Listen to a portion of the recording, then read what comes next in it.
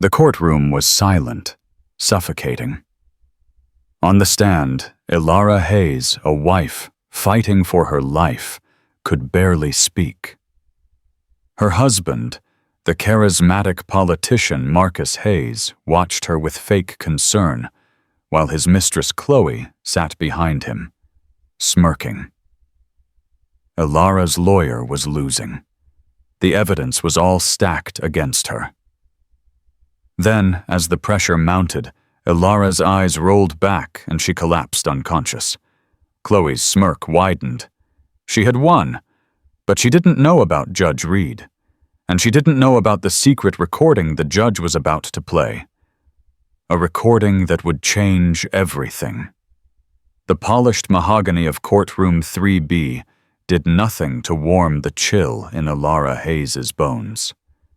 It was a cold that had settled deep inside her over the last 6 months, a creeping foggy frost that dulled her thoughts and weighed down her limbs. She sat at the defendant's table. Though this was a divorce proceeding, it felt entirely criminal, and gripped the oak railing to steady herself. "Mrs. Hayes, if you could please focus." The voice belonged to Benjamin Croft, her husband's lawyer. He was a shark in a $5,000 suit, all predatory angles, and a voice that managed to be both smooth and serrated. I am focusing," Ilara murmured, her voice sounding thin even to her own ears. The fluorescent lights of the courtroom hummed, and the sound seemed to drill into her skull. "Are you—" Croft paced perfectly comfortable. "Because you seem to be having trouble recalling a simple fact. Let's try again. On the night of October 14th, your husband, Councilman Hayes, was at the Mayor's Gala, a crucial fundraising event. You were scheduled to be at his side. You did not attend. Can you tell the court why—" Ilara blinked, trying to pull the memory from the fog. October 14th. It was blurry. I was unwell." "Unwell," Croft repeated, as if tasting the word. "The same unwellness that caused you to miss the children's hospital benefit. The same unwellness that led you to accuse your husband of," and I quote from your text message, "dancing with that skeletal witch." The gallery packed with reporters sniffing out the scandal of Councilman Marcus Hayes's messy divorce tittered. That skeletal witch, as you so charmingly put it, was Chloe Vance. Croft continued, gesturing to the front row. Ilara's eyes were pulled as if by a magnet to the other woman. Chloe Vance. 28 years old, sleek as a panther, and currently serving as Marcus's chief of staff.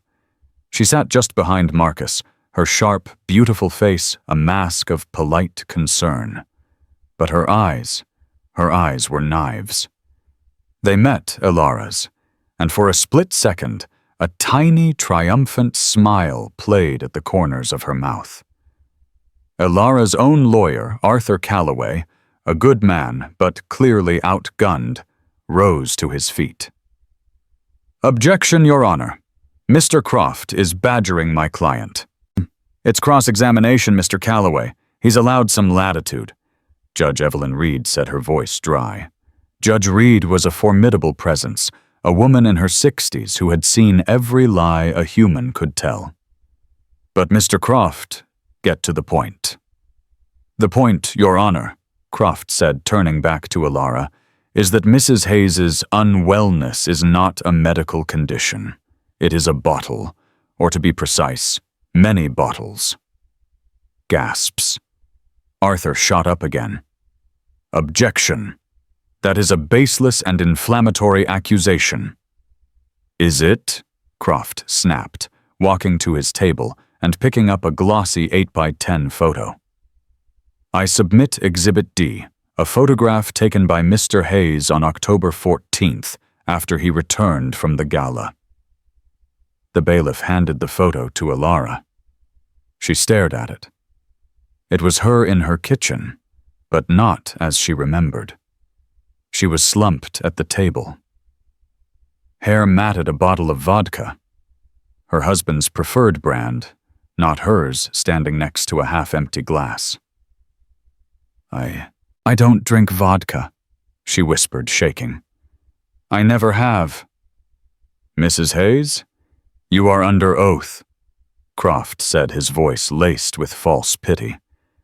We have 3 months of credit card statements showing escalating purchases from liquor stores. We have photographs. We have your husband's testimony given with a heavy heart that your alcoholism has made you erratic, paranoid, and, frankly, incompetent. Incompetent. That was the word. Marcus wasn't just divorcing her. He was petitioning to have all marital assets put under his control, arguing that she was mentally unfit to manage her own finances. He was claiming she was a danger to herself. Marcus, please, Elara said, turning to her husband. Marcus Hayes, the charismatic man of the people, finally looked at her. His handsome face was a mask of profound sadness, an Oscar-worthy performance. Elara, darling, I'm so worried about you. We're all trying to help. Behind him, Chloe Vance dipped her head, as if in silent prayer for Elara's soul. Elara's vision tunneled. The air was thick. She couldn't breathe. This wasn't real. She hadn't bought that alcohol. She hadn't sent that text. She remembered being sick, a debilitating vertigo, and a metallic taste in her mouth. But the more she tried to explain the sickness, the fogginess that had stolen her memories, the more unstable she sounded. My client has been seeing doctors, Arthur Calloway stammered, shuffling papers. They can't find a cause. They suspect chronic fatigue or a guilty conscience, Croft shot back. Your Honor, Mrs. Hayes has systematically tried to sabotage her husband's mayoral campaign, wasted marital assets, and is now putting on this pathetic display. We ask for the petition to be granted. Judge Reed looked at Elara, her gaze sharp and analytical. Mrs. Hayes, do you have anything to say to this? Elara opened her mouth. She needed to fight. She needed to tell them about the real Marcus, the man whose eyes went cold when the cameras were off. The man who just last week had calmly told her, "No one will ever believe you, Elara. You're a mess. I'm the future." But all that came out was a strangled sob. The room was tilting. The hum of the lights was now a roar. She looked at Chloe, at that perfectly sculpted face. And Chloe? Chloe smiled. It wasn't a small smirk this time. It was a wide, glorious, triumphant beam. A smile that said, "You're finished. It's over. He's mine. Everything is mine." That smile was the last thing Elara Hayes saw before the world dissolved into blackness. The sound of a body hitting the floor was a sickening, hollow thump. "Elara!" Marcus Hayes roared, leaping from his seat with the agility of a man half his age. He scrambled past the bar, his face a perfect picture of terror and anguish, pushing past Arthur Calloway, who was frozen in shock. "Bailiff, medical assistance, now." Judge Reed's voice cut through the ensuing chaos like a steel blade, her authority absolute. The courtroom exploded. Reporters in the back gallery scrambled for their phones' flashbulbs, which were strictly forbidden, popped, and the gavel slammed down. Crack, crack, crack. "Order, order in this court. Bailiff, clear the gallery. This court is in recess." Marcus was already on his knees beside Elara's still form. "Elara, honey, wake up! Please, wake up!" He looked up at Judge Reed, his eyes glistening with unshed tears. "Your Honor, see, this is what I've been talking about. She's not well. She's so sick." Benjamin Croft. His lawyer was already at his side, placing a supportive hand on his shoulder. Your Honor, in light of my client's clear distress and his wife's episode, we move for an immediate summary judgment on the competency petition. Get a grip, Mr. Croft. Judge Reed snapped her eyes not on Marcus or Ilara, but on the EMTs rushing through the side door. Your motion is noted, and for now denied. My only concern is for Mrs. Hayes's immediate health. Arthur Calloway, finally moving, knelt on the other side of Ilara. Ilara, can you hear me? Her face was ashen, her breathing terrifyingly shallow. As the EMTs began working, assessing her vitals, and strapping an oxygen mask to her face, Marcus stood up, running a hand through his perfect hair. He looked for all the world like a man tragically besieged. He turned his back to the judge and his own lawyer, and his eyes found Chloe Vance. Chloe had not moved. She remained seated, a vision of composure. The chaos of the room, the shouting reporters, the stern bailiffs, the medical emergency did not touch her. She was the still center of the hurricane. Her mask of polite concern had slipped back into place, but her eyes were still blazing with victory. Marcus looked at her, and his mask of anguished husband wavered for a microsecond. He gave her the smallest, almost imperceptible nod, a nod that said, "It's working." And Chloe allowed herself a tiny private intake of breath. She looked down at her clasped hands as if to hide the tremor of adrenaline. She had done it. She and Marcus had planned for every contingency, but this was better than they could have hoped. Ilara hadn't just seemed unstable. She had proven it in front of a judge and the media. No judge would give a woman who faints on the stand control of a multi-million-dollar estate. No one would ever believe Ilara's wild accusations now. They had won. The mayoral race was secure. The money was secure. Their future was secure. The EMTs loaded Ilara onto a gurney. As they wheeled her out, Marcus made to follow. "I must go with her," he said to the judge. "No, Mr. Hayes, you will not," Judge Reed said. Her voice was flat. "You are a party to this hearing, not her medical proxy. You will remain. Mr. Calloway, you may accompany your client to the hospital." Arthur Calloway, looking pale and utterly defeated, nodded and rushed out after the gurney. Marcus's face darkened. "But, Your Honor, she's my wife." "A wife you are actively painting as an incompetent alcoholic in open court," Judge Reed said, her eyes narrowing.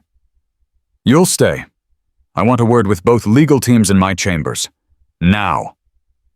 The judge swept from the bench, her black robes flowing.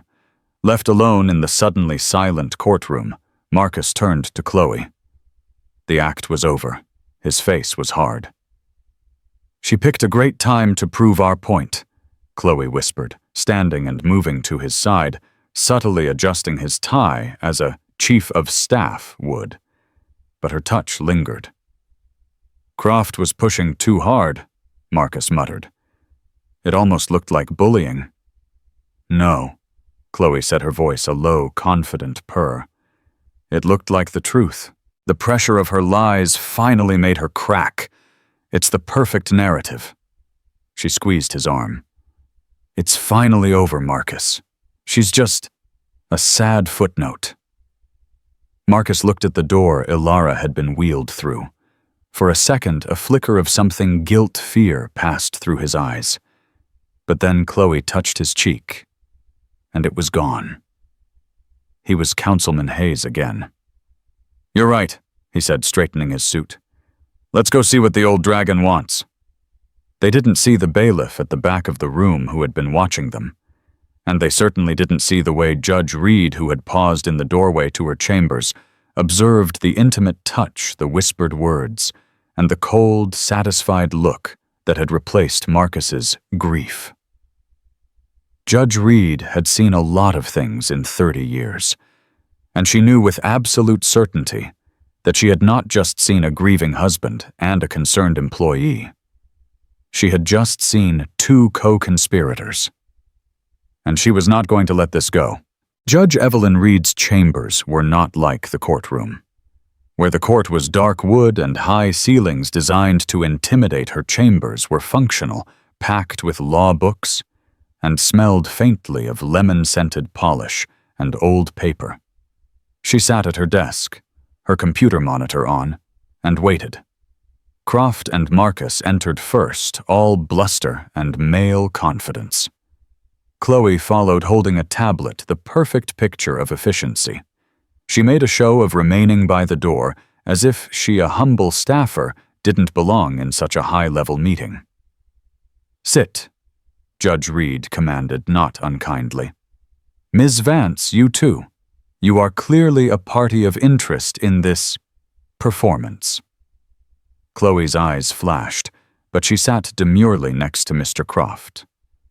"Your Honor," Croft began, "if this is about the summary judgment, I must insist—" "It is not, Mr. Croft," the judge interrupted. "It's about the health of Mrs. Hayes. I have the EMT's initial report.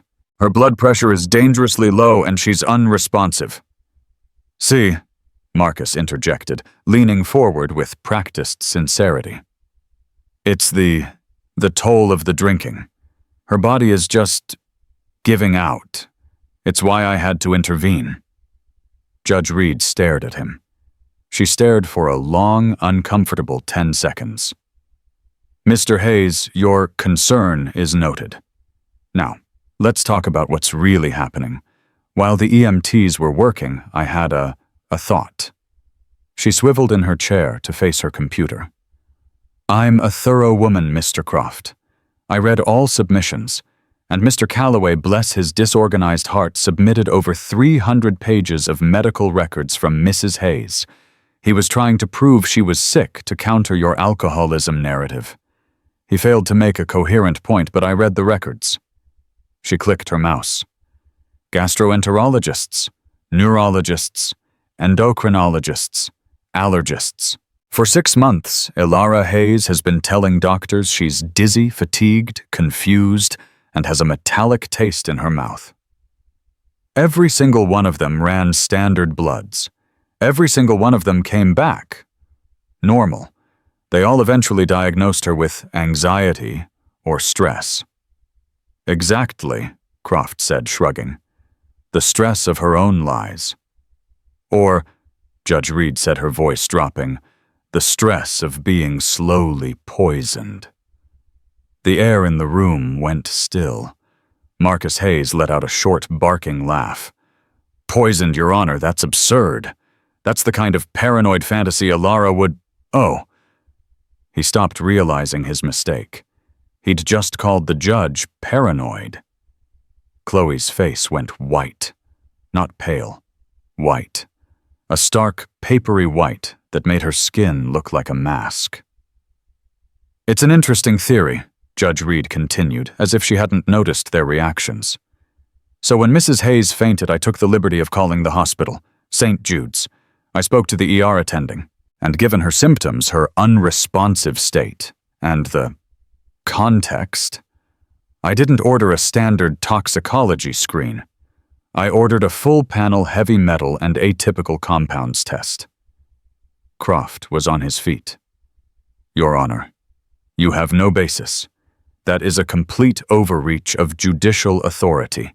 You are prejudicing this case." "Sit down, Mr. Croft," Judge Reed said, her voice ice. "I am a judge, but I am also a citizen. I see a woman collapse in my courtroom. I am entitled to be concerned. And when that woman's husband and his staffer look like they've just won the lottery instead of perhaps witnessing a tragedy, my concern heightens." Marcus's face was now a mask of rage. "How dare you? I love my wife." "Do you?" Judge Reed said. "We'll find out, because the test results are being rushed, but there's something else." She reached into her desk drawer and pulled out a simple padded manila envelope. It had no return address. It was postmarked 2 weeks ago. "This arrived at my chambers," she said, tapping it. addressed to me personally. In the interest of justice, Hayes divorce. I receive crank mail all the time. I almost threw it out. She opened the clasp and slid out a single, small, black USB thumb drive. I viewed its contents in a secure environment. I thought it was a hoax, a deepfake, as the kids say. It was disturbing, and more importantly, it was completely inadmissible. Chloe Vance, who had been frozen, suddenly made a small noise, a tiny gasp. Her eyes were locked on the thumb drive. It was fruit of the poisonous tree, as you know, Mr. Croft, Judge Reed said. A recording made without the consent of all parties. Potentially illegal. Definitely inadmissible. I couldn't use it. I couldn't mention it. She held up the thumb drive. I couldn't until 10 minutes ago. What do you mean? Marcus said, his voice now a strained whisper. I mean, said Judge Reed, her eyes locking on him, that this recording alleges a very specific, very unusual crime. A crime that would produce a very specific, very unusual set of symptoms. Symptoms like dizziness, memory fog, confusion, and a metallic taste. Symptoms that would, in a high-stress environment, cause a person's system to simply crash. She stood up. The evidence on this drive was unusable until it was corroborated by an independent, legally obtained piece of evidence, like, for instance, a blood test from St. Jude's Hospital, the one I just ordered. She walked to the door. Court will resume in 1 hour. I am having Mrs. Hayes's hospital reports piped directly to my monitor by court order. And if they show anything, and I mean anything, that corroborates the contents of this drive, I am reopening the case. Not as a divorce proceeding, but as a criminal one. She looked at Chloe. Ms. Vance, you look ill. Perhaps you should get some water. The color was flooding back to Chloe's face in splotchy red patches. I'm fine, Your Honor. Good. Judge Reed opened the door. Mr. Croft, Mr. Hayes, I'll see you in court. As they filed out, Marcus grabbed Chloe's arm, his fingers digging in. What is on that drive? He hissed. I don't know, she whispered back, her voice shaking. It can't be. He said he handled it. He said the PI was gone. Who? Marcus demanded. David Chen. Chloe breathed her eyes wide with a new dawning horror. The PI Ilara hired. The one who bugged your office. I thought you said he lost his license and all his evidence. Marcus's face went gray. He remembered. The PI David Chen. The ex-cop. He had been handled. His office was ransacked. He was threatened. He'd been reported to the state board on a trumped-up charge. He couldn't have any evidence. Unless he'd made a copy. He's bluffing, Marcus said more to himself than to Chloe. She's bluffing. The old witch is bluffing. But as he walked back to the courtroom for the first time in his life, the man of the gilded people was sweating. David Chen was not in the courtroom. He was 2 blocks away, sitting in a windowless office above a check-cashing place, nursing a lukewarm coffee. His PI license was indeed suspended. His career was for all intents and purposes over. It had all started 6 weeks ago. Ilara Hayes had hired him. She'd been different then. Foggier than she was now, but still sharp. I think my husband is cheating on me, she'd said, her hands twisting in her lap. But it's more than that. I think he's glad that I'm sick. Sick? David had asked. I can't explain it, she'd whispered. I'm just disappearing, and he just watches me, he and his new assistant. David Chen had been a cop for 20 years. He knew a victim when he saw one. He also knew a predator. Getting the photos of Marcus and Chloe was easy.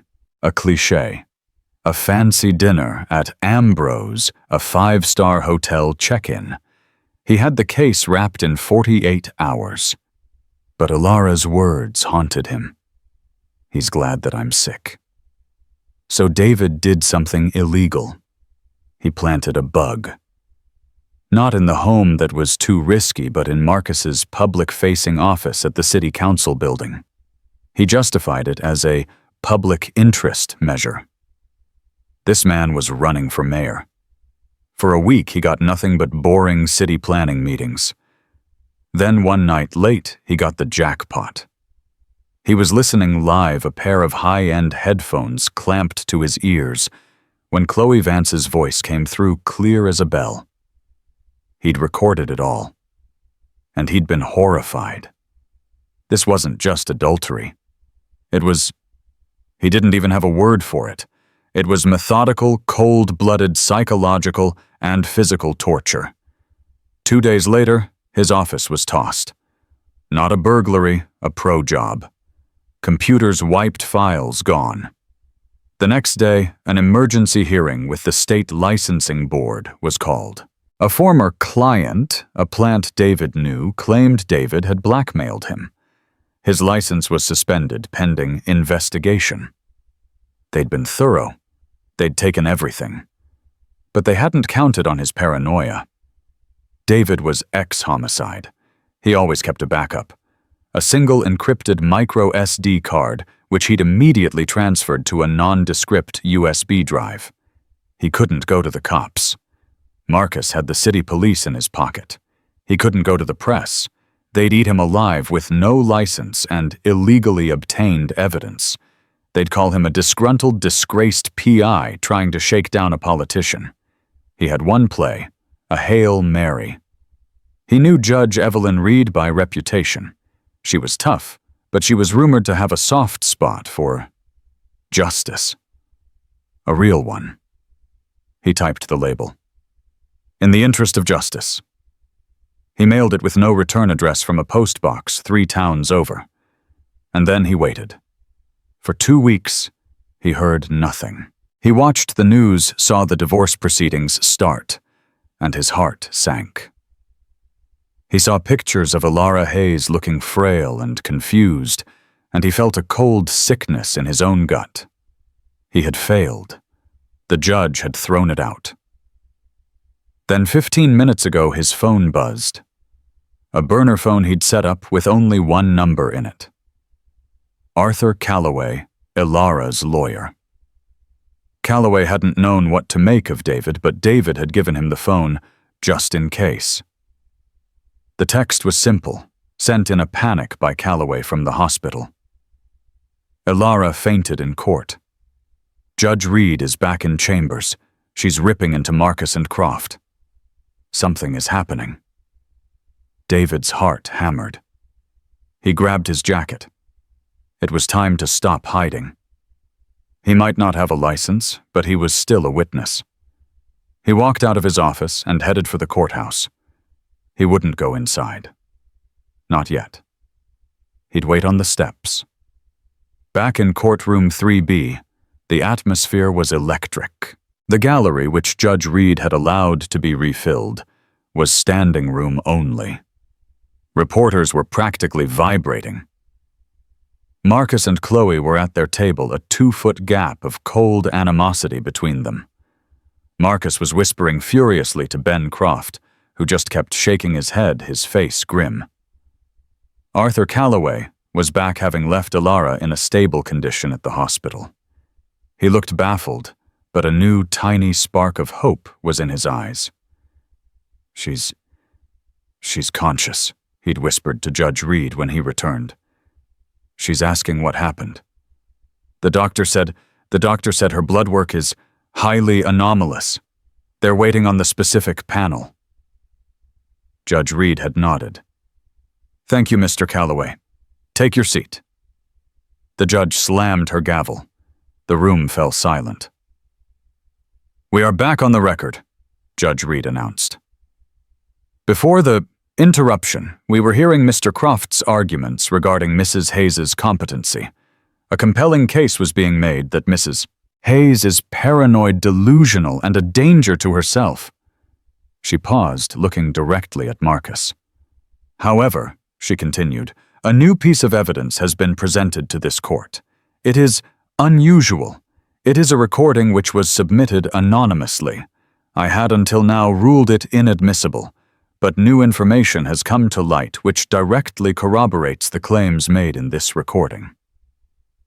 Croft shot to his feet. Your Honor. What information? We have a right to see. You will, Mr. Croft, the judge said. A fax machine in the corner of her dais whirred to life. The bailiff walked over, retrieved a single sheet of paper, and handed it to her. Judge Reed read the paper. Her face, already stern, became a mask of cold fury. She looked up. She looked at Marcus. She looked at Chloe. The information, Mr. Croft, she said, her voice shaking with controlled rage, is the preliminary toxicology report from St. Jude's Hospital. Mrs. Hayes's blood contains elevated levels of lithium orotate. Not the prescription kind, but the wellness supplement kind. And traces of 2 other non-prescribed psychoactive compounds, one of which is a binder commonly used to mask heavy metals. Chloe Vance made a sound. A small, desperate animal sound which she choked off immediately. This court, Judge Reed said, is no longer ruling on a divorce. We are now in a fact-finding hearing for a potential criminal matter. This is an outrage, Marcus bellowed, finding his voice. This is a setup. Is it Mr. Hayes? Judge Reed said. Let's find out. She looked at the bailiff. You may play the recording. Your Honor, I object. This is illegal. It's... Croft was yelling, but Judge Reed ignored him. The objection is noted, Mr. Croft, and it is overruled. The health and safety of a citizen of this state supersede your client's privacy. Play it.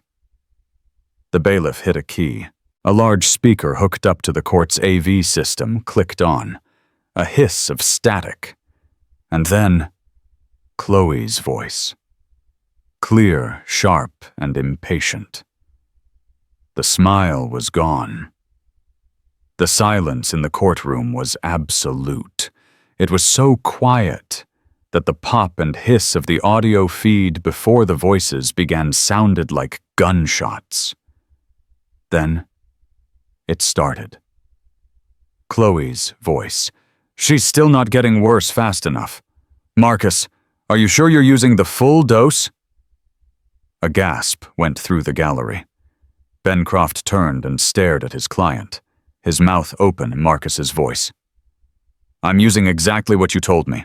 2 drops of the binder in her morning tea and a full capsule of the lithium broken into her wellness smoothie. She said it tasted off yesterday. Chloe's voice, scoffing.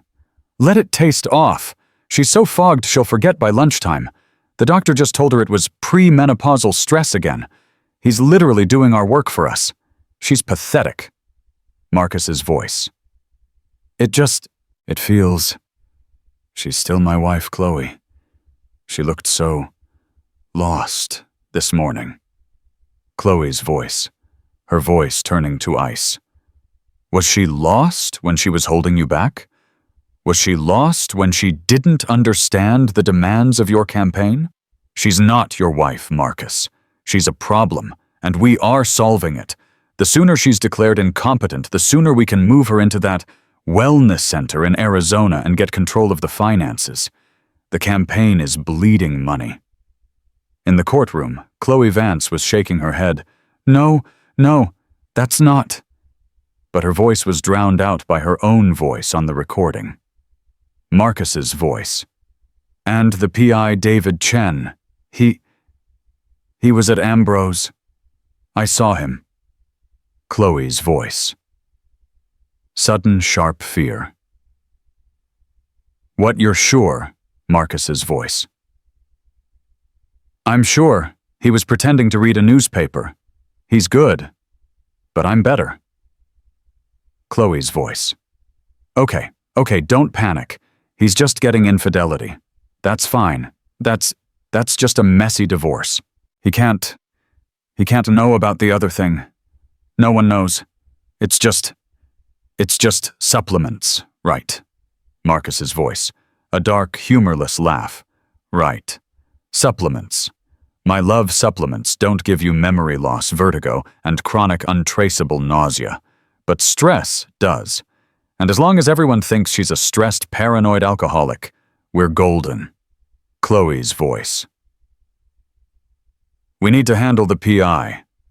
Now, Marcus. Before he handles us. Marcus's voice. I've already made the call. A friend at the state board. We'll plant a little complaint. Blackmail. Something dirty. We'll ruin his reputation, suspend his license. By the time he surfaces, all his evidence will be the ravings of a disgraced hack. No one will ever believe him.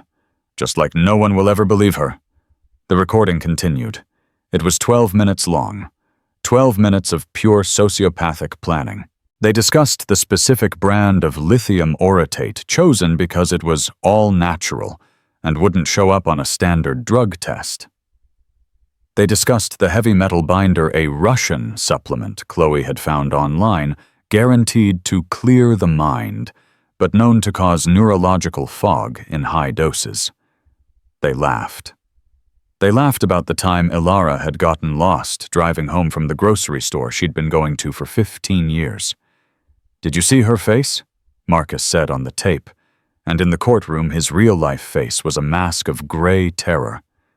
She actually apologized to me for worrying me. To us, Chloe's voice corrected. To the mayorship, to the only Mrs. Hayes. A sound of a glass clinking.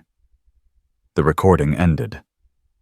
The silence that followed was heavier, more suffocating than any sound. Ben Croft, Marcus's shark of a lawyer, slowly sat down. He looked at his hands. He was a man who had defended murderers and thieves. But this was different. He looked dirty. Chloe Vance was frozen. The smirk, the smile, the triumph. All of it was gone, burned away. She was just a small, terrified woman, her eyes locked on Judge Reed. She opened her mouth, and a tiny squeaking sound came out. That's a fake," she whispered. A deep fake. Voice actors. They're framing us. She's framing us, Ilara." Marcus seized on the word. Yes, a fake. That's not me, Your Honor. This is a desperate lie from a very sick woman." Judge Reed watched them. She didn't look at the recording. She didn't look at the press. She just watched the two of them unravel. "A deepfake," Judge Reed repeated, her voice neutral. "That's your defense? A very elaborate 12-minute deepfake submitted 2 weeks ago, which just happened to perfectly predict the exact, and I quote, highly anomalous toxicology report from St. Jude's Hospital that just landed on my desk." She held up the facts. "A report which confirms the presence of the specific non-prescription compounds you were just heard deeply faking a discussion about." She turned to the bailiff.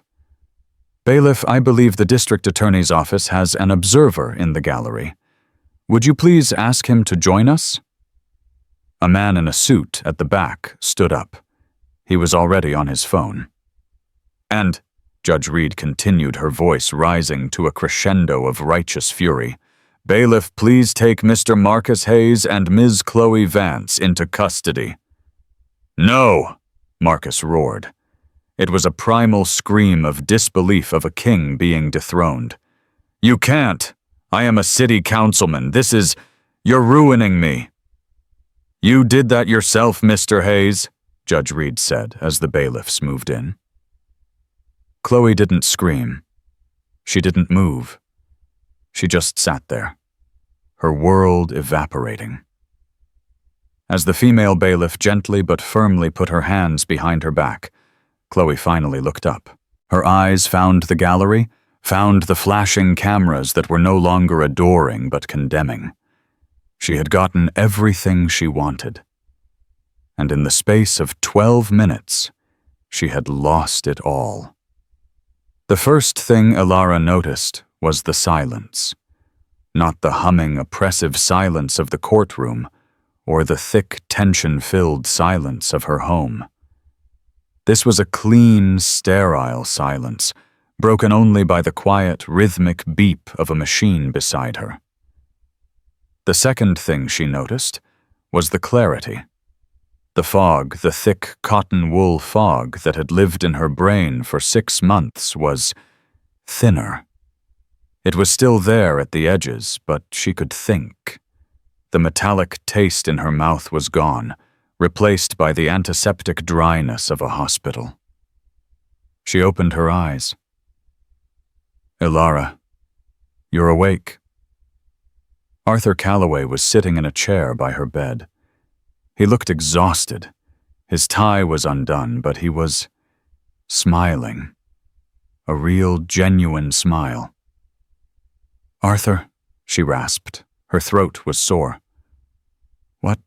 What happened? I fainted.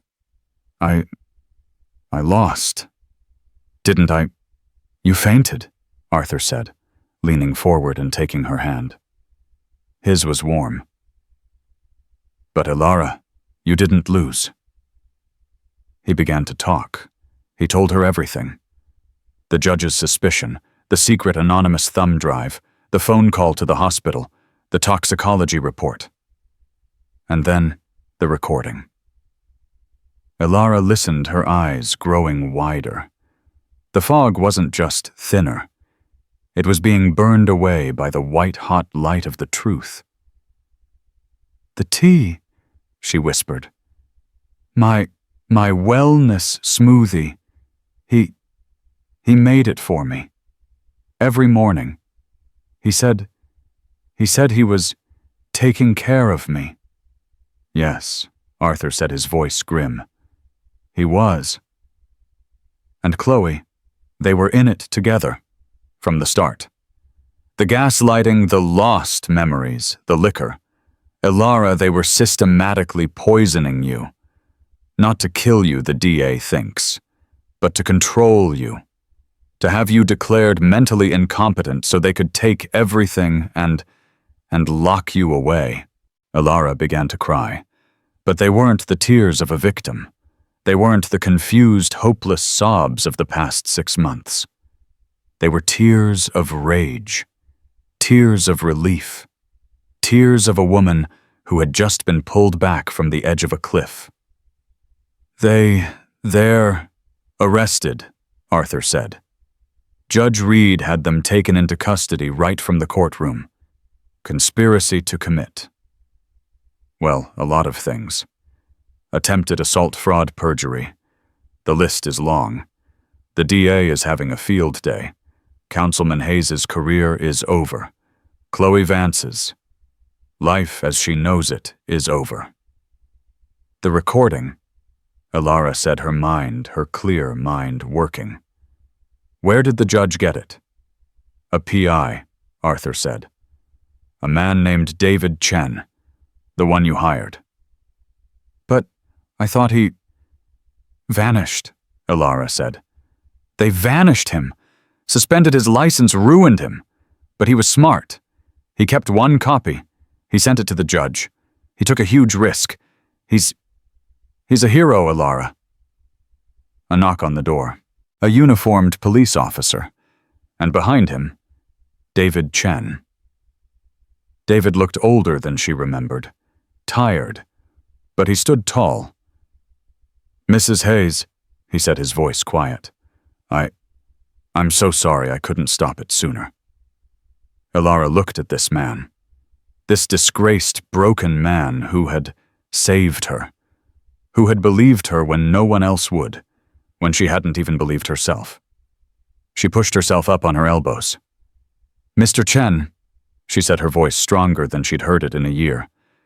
"You didn't just stop it. You finished it. Thank you." David Chen nodded, a small, sad smile on his face. "The DA is dropping the charges against me. And, Judge Reed mentioned something about judicial commendation. My license should be back by Monday." Elara lay back against the pillow. The beep of the heart monitor was steady. Strong. She was free. She had been in a cage, a gilded cage built by her husband and locked by his mistress. They had tried to convince her she was the one who was sick. They had tried to convince her she was crazy. They had smiled and smirked as she faded away. But they had underestimated her. They had underestimated David Chen. And they had most definitely underestimated Judge Evelyn Reed. "Arthur," Elara set her eyes on the sterile white ceiling. "Yes, Elara. When I'm discharged, I want you to file a new suit, not a divorce, an annulment on the grounds of fraud, and then I want you to file the biggest civil suit this city has ever seen. I want to take everything." Arthur Calloway, for the first time in a month, laughed. I think that can be arranged, Elara." She closed her eyes. Not in exhaustion, but in preparation. The fog was gone. Elara Hayes was back. The fallout was not a wave, it was an atomic blast, and the courtroom where Judge Reed had dropped the bomb was ground zero. The City Herald's front-page headline was a single four-letter word set in 90-point font, "Poison." Beneath it, a side-by-side photo, Councilman Marcus Hayes, smiling and waving on the campaign trail, next to the gray, slack-jawed mugshot taken just hours before. The story, which included a full verified transcript of the 12-minute recording, eviscerated the city's golden couple. The political fallout was immediate and absolute. The mayor, a man who had staked his own re-election on endorsing Marcus, held a stammering, sweaty-palmed press conference. "I am appalled, sickened. This is not the man I knew. This is a betrayal, a sickness, a depraved act that the party, we disavow. Completely." In his 50th floor office, Benjamin Croft the Shark was looking at his own hands. He had known in his gut that Marcus was a liar. He was paid to defend liars. But this was different. He hadn't been a lawyer. He'd been an accessory. He'd been the tool a monster used to try and bury his wife. The dirt, he felt, wasn't just metaphorical. He buzzed his secretary. "Diane, take a release. Effective immediately, I, Benjamin Croft, and my firm are resigning as counsel for Mr. Marcus Hayes, citing a fundamental and irreparable breakdown in the attorney-client relationship. We will be cooperating fully with the district attorney's office."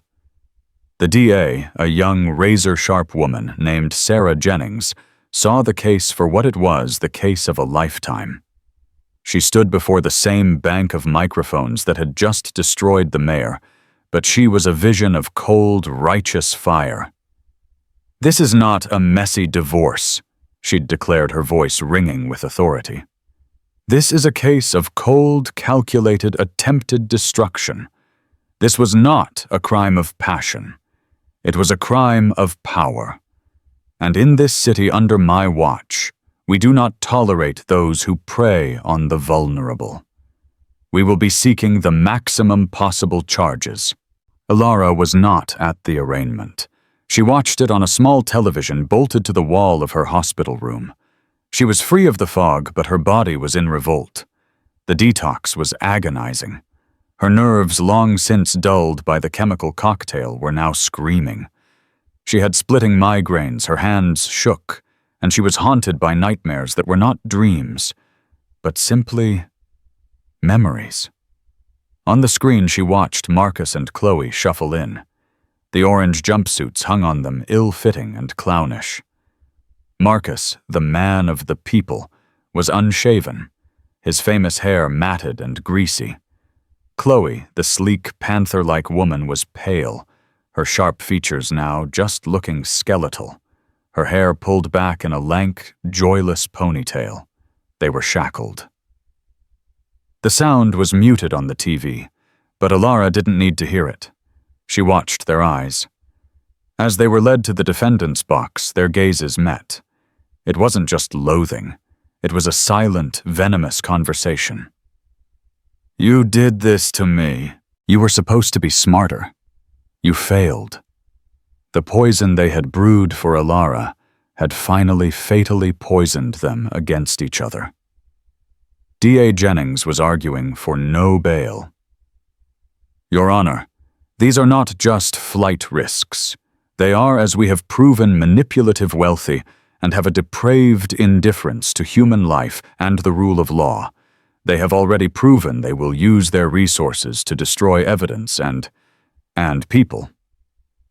To release them would be an insult to their victim and a danger to the community." The judge, a new one for the criminal case, agreed. Bail was set at $5 million each.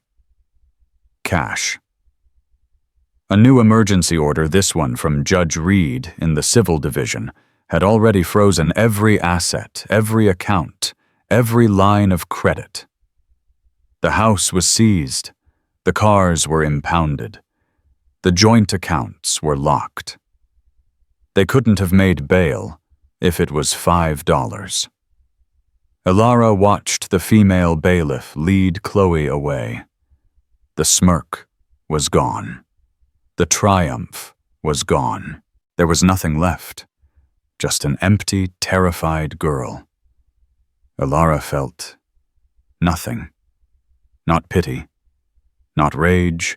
Just a vast, cold emptiness. She turned off the TV. Her recovery was the hardest thing she had ever done. Dr. Eris, her toxicology specialist, was kind but firm. "We are flushing your system, Alara, but the physical detox is the easy part. The real work is in your mind. The fog was a chemical prison.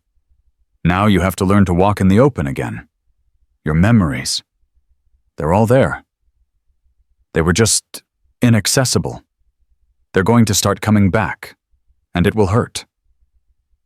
He was right. It happened one night a week in. She was trying to read a book, but the words swam. She closed her eyes. And she was back. Not in the courtroom, but in her kitchen. 6 months ago. She's holding a glass of water. It's a hot day. She's so thirsty. "Darling," Marcus says, his voice like silk. He's holding her wellness smoothie.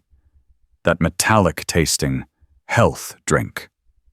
"Don't fill up on water. Drink this. I made it. Especially for you."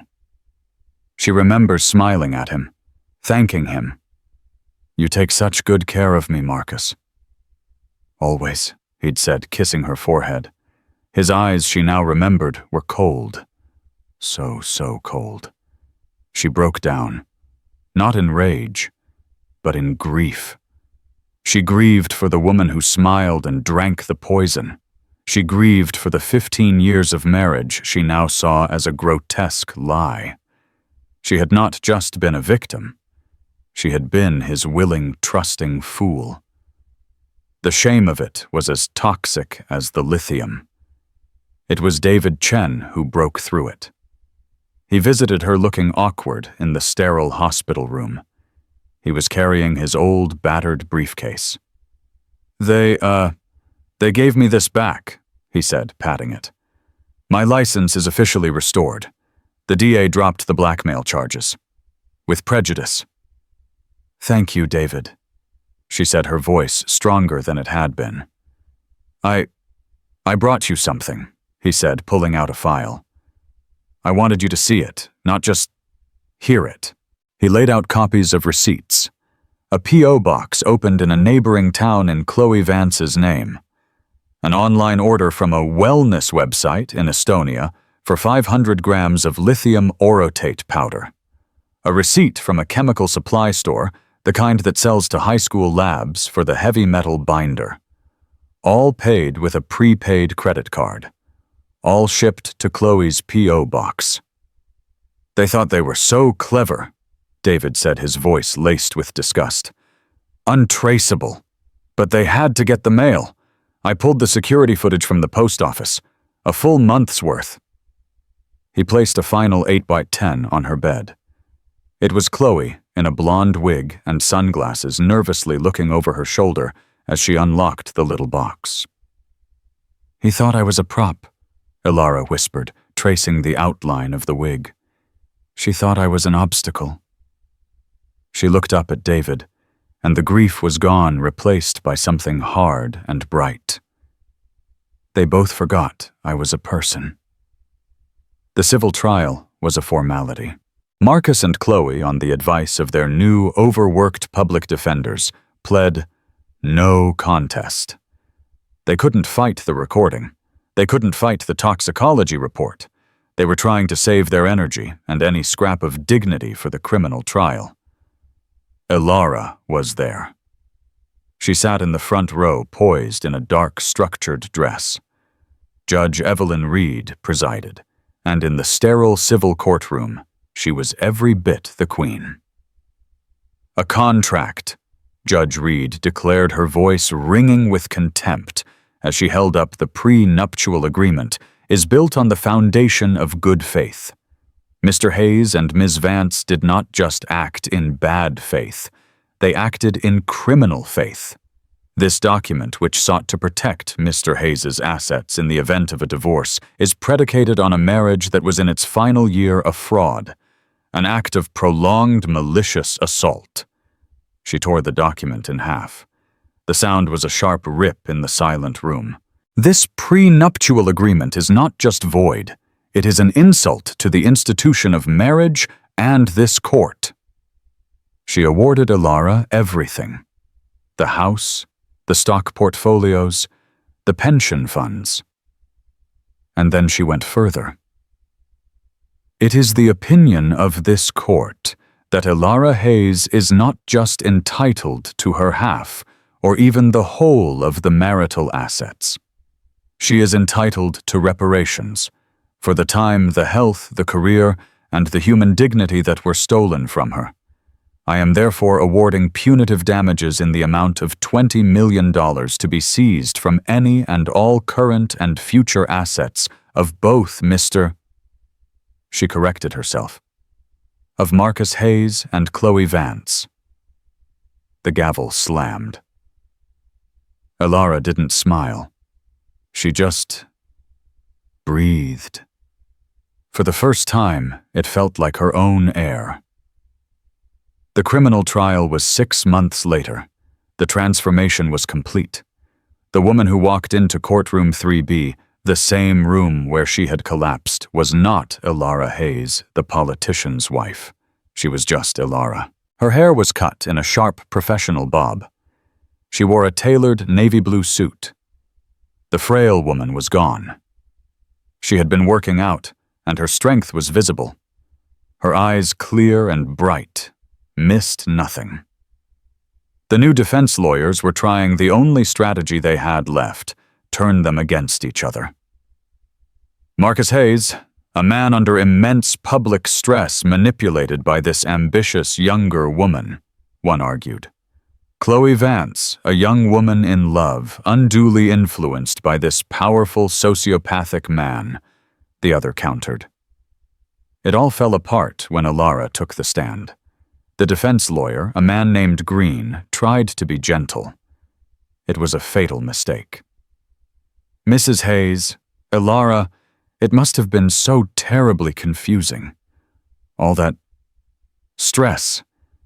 You must have been so unstable. Ilara locked eyes with him. The courtroom disappeared. It was just him and her. Mr. Green, she said, her voice not loud, but carrying to every corner of the room. Let's be precise. Unstable is when a table has a wobbly leg. Confused is when you can't find your keys in the morning. I was not confused. I was poisoned. I was not unstable. I was the victim of a coordinated malicious chemical assault designed to mimic instability. A plan, she said, turning her head slightly to look at the jury, concocted and executed by the two people sitting at that table. She looked back at the lawyer. They did not think I was crazy. They knew I was sane. They worked methodically for 6 months to make me crazy, to erase me. She leaned forward, her voice dropping, but a cold fury burning in it. They failed. I am still sane, and I am still here. Do not ever call me unstable again. Mr. Green looked at his notes. He looked at the judge. He looked at the jury, who were all staring rapt at Ilara. No further questions, Your Honor. He sat down. The jury was out for 45 minutes. Guilty. On all counts. Conspiracy. Aggravated assault. Fraud. Perjury. Marcus Hayes collapsed. The man of the people was gone, replaced by a weeping, whimpering shell. He tore at his restraints, his face purple. He screamed at Chloe. It was your idea, you witch. You told me it was safe. You ruined me. And Chloe, who had been empty, looked at him. And a horrifying, dry, broken laugh came out of her. My idea. Oh, Marcus, you loved it. You loved watching her fade. You loved it more than you ever loved me. The mutual destruction was complete. Judge Reed, who had requested to preside over the sentencing, was grim. You two represent a fundamental failure of the human heart, a darkness this court cannot comprehend. You will serve as an example. Marcus Hayes, 15 years. Chloe Vance, 12 years. Ilara stood on the courthouse steps. The media swarmed, but this time it was a different energy. It was respect. Mrs. Hayes, how do you feel? What's next for you? Ilara held up a hand. The crowd went silent. For 6 months, she said, her voice carrying in the clear afternoon air. I was told I was crazy. I was told I was sick. I was weak. Today the court confirmed what I and a few good people knew all along. I was none of those things. I am a survivor. A reporter shouted, What about David Chen? Ilara's face softened just for a second. Mr. Chen is a man who understood that justice isn't just a word in a law book. It's an action. His license was restored. His reputation is clear. She took a breath, a small, proud smile touching her lips. And his new firm, Chen and Hayes Investigations, opens on the 1st of the month. That got a gasp. She didn't wait for another question. She walked alone through the sea of reporters who parted for her. She didn't get into a limo. She walked to a simple dark gray sedan, got in, and drove herself away. The victim was gone. Ilara Hayes was finally at the wheel. In the end, it wasn't just about the recording. It was about a system that failed Ilara, until one person, Judge Reed, decided to look closer. It was about a man, David Chen, who lost everything, but still did the right thing. And it was about a woman who was pushed to the absolute brink, who was systematically erased, but who still had the strength to come back. The smiles of the wicked are always the first to fade when the truth comes to light. Marcus and Chloe thought they were writing her ending, but they just wrote their own. What did you think of Judge Reed's incredible move? Let me know in the comments below. This story is a powerful reminder to always trust your gut and to fight for the truth, even when the world is trying to tell you you're crazy. If you are on the edge of your seat, please hit that like button. It really helps the channel. And don't forget to share this video with someone who loves a story of justice being served. And finally, if you want to hear more dramatic stories of betrayal and sweet, sweet revenge, be sure to subscribe to the channel and ring that notification bell. We have new stories every week, and you won't want to miss a single one.